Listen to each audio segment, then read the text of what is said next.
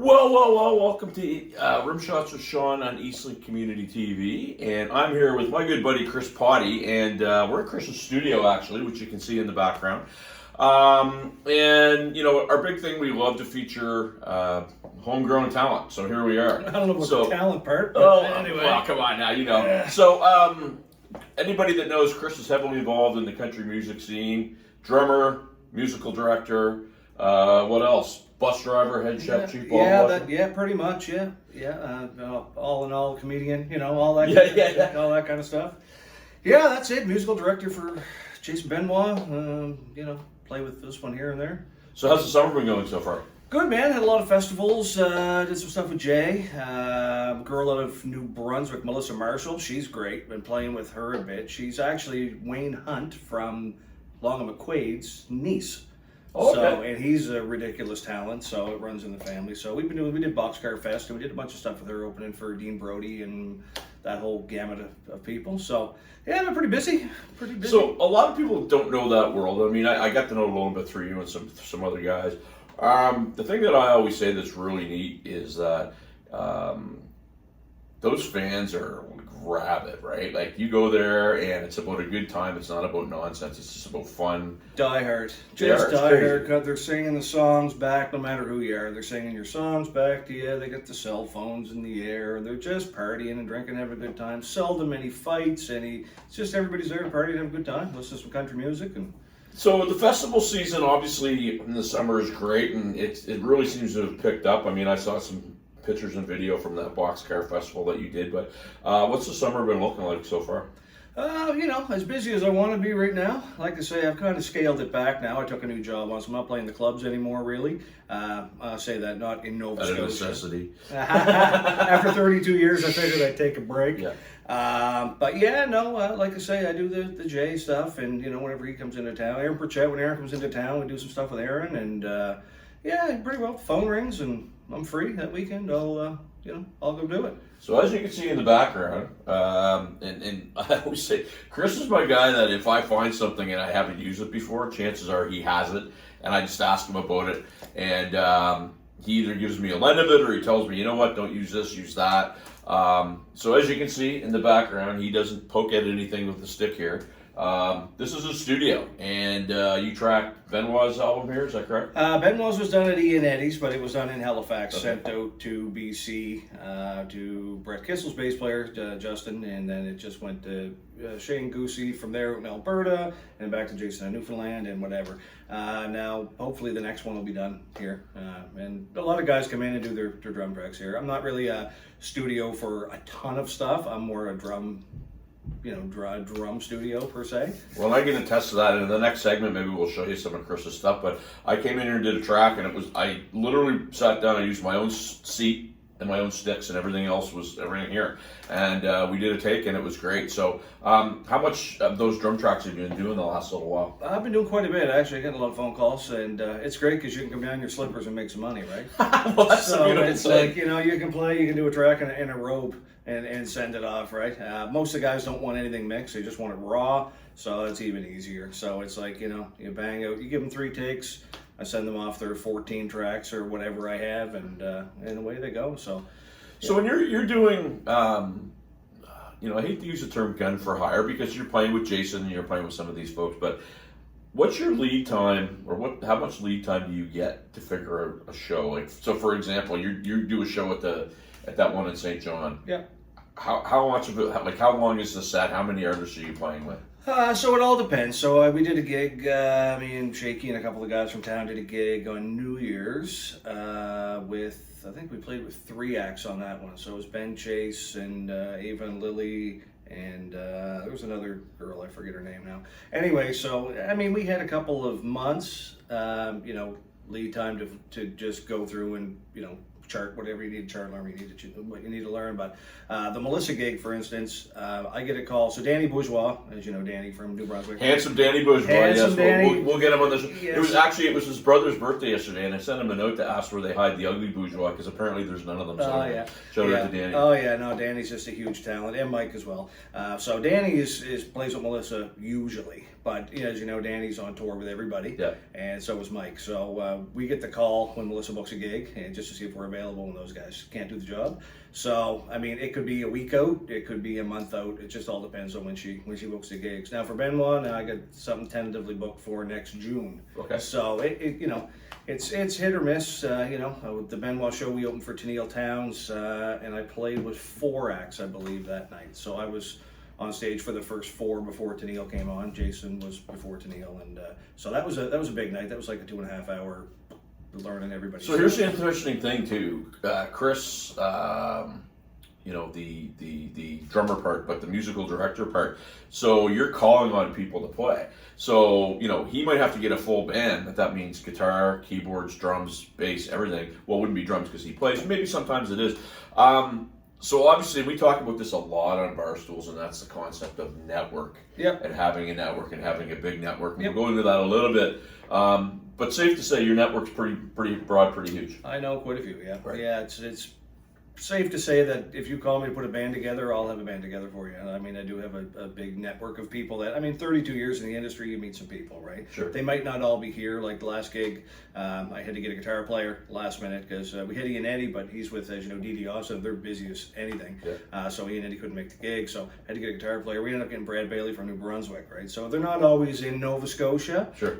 But we get the list of the Clint Newcombs and all of these guys, right? So bass players, we get the Bruce Dixons and the Peter Janes and that whole crew too, Jeff Barrett and all those guys. So we got a pretty wide net when it comes to putting a band together for sure. And this is being filmed on August 9th, and it's Bruce Dixon's his 32nd birthday. His 32nd birthday. The great Bruce Dixon, Oakley, Rita McNeil, Rock Voisine. Just the go-to guy on the East Coast. So happy birthday, Bruce. Yeah, buddy, happy birthday.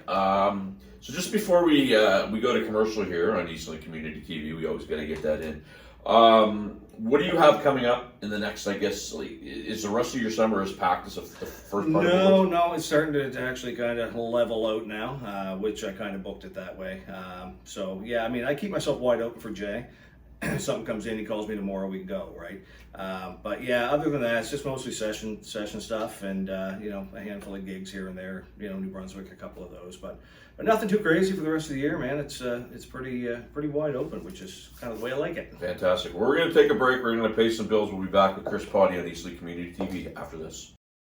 Well, welcome back to Rimshots with Sean on Eastlink Community TV. Chris just brought something up. We had a post on Barstools and Band Talk, and I won't go into the weeds on it, but the nitty-gritty was basically somebody had reached out looking for bands to play, and the whole concept was playing for the door.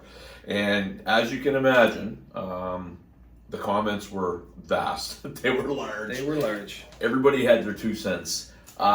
So you had some very good points, because people don't understand that. Well, basically say what you said, and then I'll elaborate. Well, I don't remember what I put, but no, listen. Normally on online I shut up, right? It's just I don't have an opinion, but that infuriates me to no end. It's like you wouldn't ask a doctor to perform surgery for free. Right.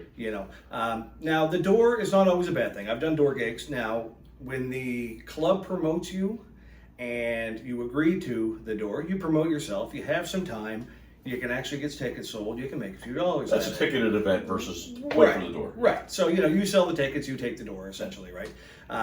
Those are fine. But when it's like, come in, play for the door, we're not going to give you any money. We're not going to advertise. We're not going to do anything. You're just going to be in the corner over there. Fingers crossed. Yeah, and just hopefully you make $10 to pay for gas. Infuriates me to death. Now, on that post, a bunch of people had put stuff like, I don't do it for the money. I'm an artist.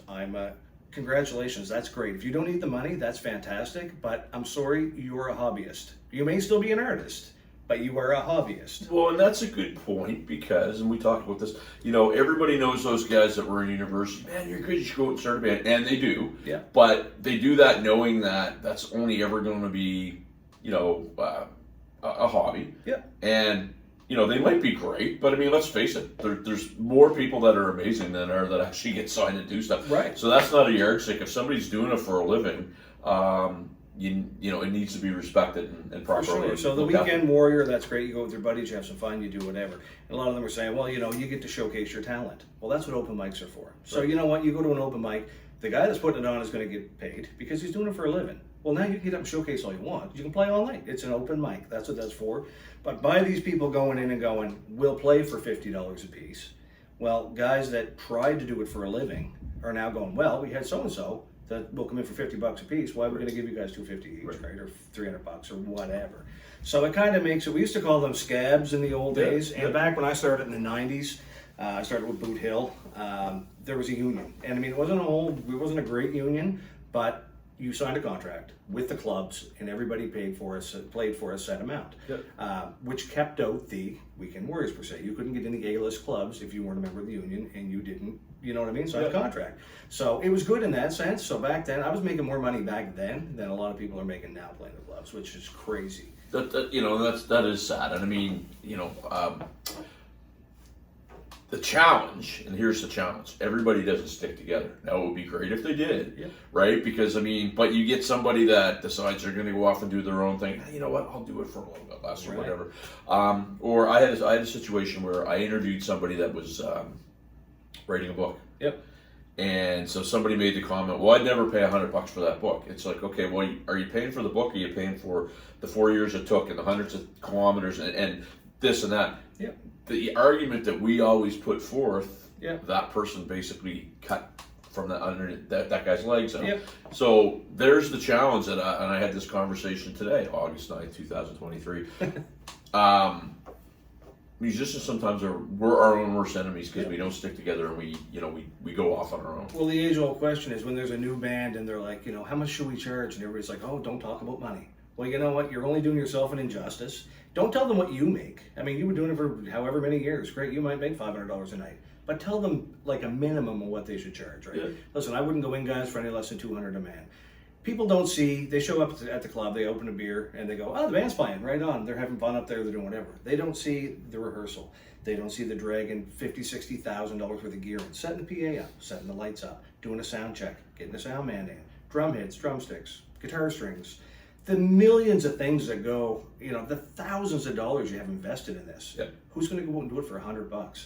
Well, and you know what? And we're not in the advice giving business, but we kind of are because sometimes you got to learn to walk away from stuff. 100%. Right? 100%. I set a minimum price for it. Now, if you're a new artist and, I believe in what you do and I like what you're doing, sure, I might go, okay, if your budget is this, if it's close or in the ballpark of what I would normally charge, sure. Like, I'm not in this to make millions of dollars or whatever.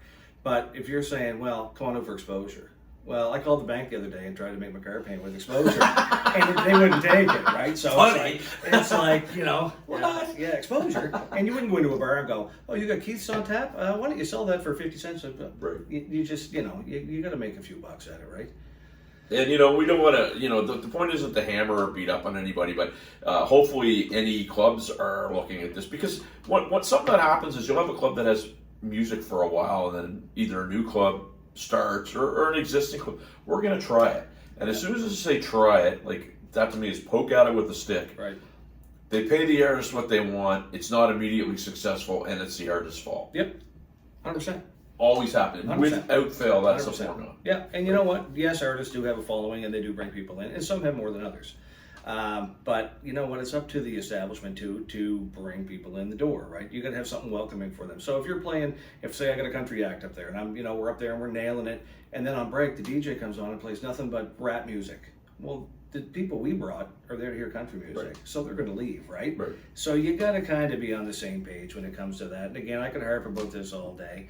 And for people that are out there doing it, for fun or whatever, I mean, congratulations, that's great. I'm not harping on you by any stretch, but in the early 2000s, I had to get a day job because people were going out doing the weekend warrior thing, and I could no longer make a living at it. Right? That's a real thing, and you know what? Even people, and when I say other levels, I mean you're at a level where you're out there playing with touring people. There's people that are playing with touring people that still have to get jobs on the side. They teach or they do whatever. Everybody that I usually hire with the touring people that we play with all have day jobs. They have to. There's it's just the way it goes, right? I mean, and even like, you had Clint Newcomb on the show. Clint toured with Currington for years. And Clint said back then he made more money at his day job that he left than he made on the road playing with Currington. So, I mean, it's just one of those things, right? It's like the artist gets all kinds of money and there's 50 people in line to take your job. So here's what we're offering, and you're taking it or you're not. Right? Absolutely. Look, we're going to take our last break. Eastlink Community TV. We're going to pay some bills. We're coming back with the buddy Chris Pottie after this. I'm going to pay my bills with exposure. Exposure. Well, welcome back to Rimshots with Sean and Eastlink Community TV with my guest Chris Pottie, and I'm right here. We're kind of doing this a little ad hoc. I just want to give you guys just we talked in the last segment about people investing, and we're in Chris's studio, which I have had the pleasure of doing a track so far, and I'm going to be doing some more. But if you look around, and I'm just going to do this as quickly and as slowly as possible, this isn't, exposure doesn't pay for this stuff, folks, right? And this is real. I mean, if you look at this, Chris has all kind of, well, there's the Pearl one, nice. Yeah. This is thousands of dollars and thousands of dollars of investment that not only benefits Chris and what he's doing, but other people too. I mean, it's the simple fact of the matter is, people can come here and record and put albums out. This is state of the art stuff, so people don't understand that, and they need to understand. A lot of money invested, a lot of time invested learning I'm still every day learning new, new stuff with the programs and the plugins and all that kind of stuff. But I mean, they all cost money, right? Nothing's free. My buddy Dave Smith had a really interesting post about an hour before I came over here, and it was a Facebook ad. Yeah. And it said, Halifax has 7 pubs that have live music. And Dave's like, you remember when there was 70? And when I saw that, it's kind of embarrassing. Yeah, I remember in the 90s my gear never came home. So my gear was in big road cases like that, and it would get picked up at one. We get tore down, put in the dance floor, picked up, and taken to the next club. And we had what was called the circuit back then. Yep. So we would do Little Nashville one week. We would do the rodeo one week. We would do Penny on the Park, which is now the Parkside. We would do the Mill in Truro, which is now like Belly Up or something like that. We did the Corral in Sackville. We did. So there was us, there was Sean Bates, there was Young Country. There was a bunch of bands, Fandango, and we would all just switch places. And I'd tear my kit down and put it on the dance floor, and the guy would come pick it up, drag that in the PA to the next gig. You'd show up on a Wednesday night or a Tuesday night, set up, play the next night, play 3-4 nights, and make a living. It was great. Yeah, and I mean, and even now, those 7 clubs, like, let's call it what it is, you might have a single or a duo, right? I see them every night I'm out. I do too, and well, yeah, in your job, which we won't say what it is, it's top secret. Yeah. However, it's kind of, because I'm actually supposed to do this piece with this group down in Los Angeles. They want to know what the music scene is like here, and I'm kind of going like, geez, I'm gonna have to maybe stretch the truth a little bit to tell them what it's about.